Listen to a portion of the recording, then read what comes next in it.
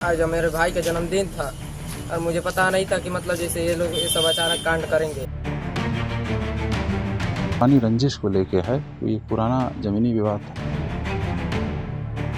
उत्तर प्रदेश के देवरिया के रुद्रपुर थाना क्षेत्र के फतेहपुर ग्राम पंचायत में 2 अक्टूबर को हुए खूनी संघर्ष ने प्रदेश को हिलाकर रख दिया है।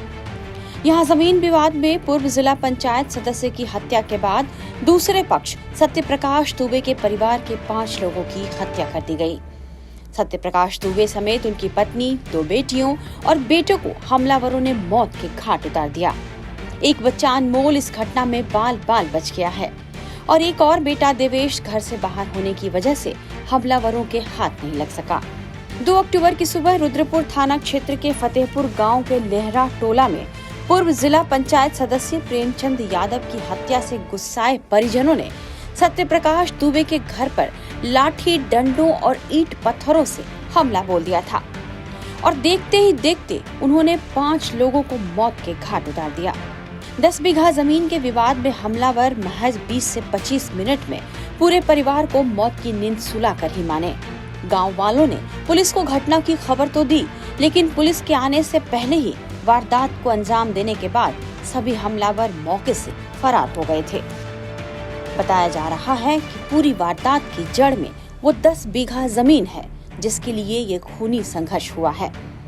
दरअसल फतेहपुर ग्राम पंचायत लेहरा टोला गांव के सत्यप्रकाश दुबे और गांव के ही अभयपुर टोला निवासी प्रेमचंद यादव के बीच लंबे समय से जमीन विवाद चल रहा था।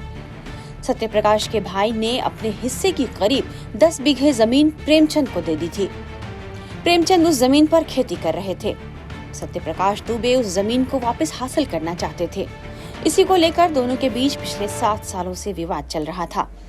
सत्यप्रकाश इस मामले को लेकर कोर्ट तक चले गए थे और दोनों के बीच विवाद का कोई हल नहीं निकल रहा था। 2 अक्टूबर की सुबह यादव इसी विवाद की वजह से सत्यप्रकाश के घर पहुंचे थे। प्रत्यक्षदर्शियों के मुताबिक दोनों के बीच एक बार फिर यहां कहासुनी हो गई थी। उसके बाद सत्यप्रकाश दुबे के घर के करीब 20 मीटर दूर प्रेम यादव का शव पड़ा मिला था। प्रेमचंद यादव की हत्या की खबर जैसे ही उनके टोले पर पहुंची, यादव के परिवार वालों ने उनकी हत्या का जिम्मेदार सत्यप्रकाश दुबे को माना और देखते ही देखते इस हत्या का बदला लेने के लिए प्रेमचंद यादव के परिजनों ने सत्यप्रकाश दुबे के घर पर हमला बोल दिया। हमलावरों को घर में जो मिला एक एक कर सबको निपटाया गया। उस समय सत्यप्रकाश के घर पर उनकी पत्नी और 3 बच्चे मौजूद थे। हमलावरों ने किसी को नहीं छोड़ा, पूरे परिवार को मार दिया गया। सिर्फ 10 साल का बच्चा अनमोल जिंदा बच गया, जिसकी हालत गंभीर बनी हुई है।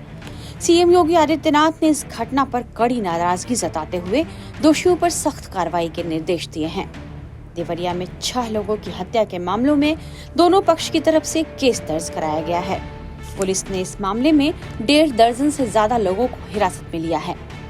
लेहरा गांव में जमीनी विवाद को लेकर हुए नरसंहार के बाद मौत का सन्नाटा पसरा हुआ है। गांव में लोग एक दूसरे से बात करने से भी बच रहे हैं।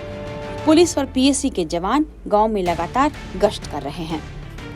टाइम्स नाउ नवभारत डिजिटल की रिपोर्ट।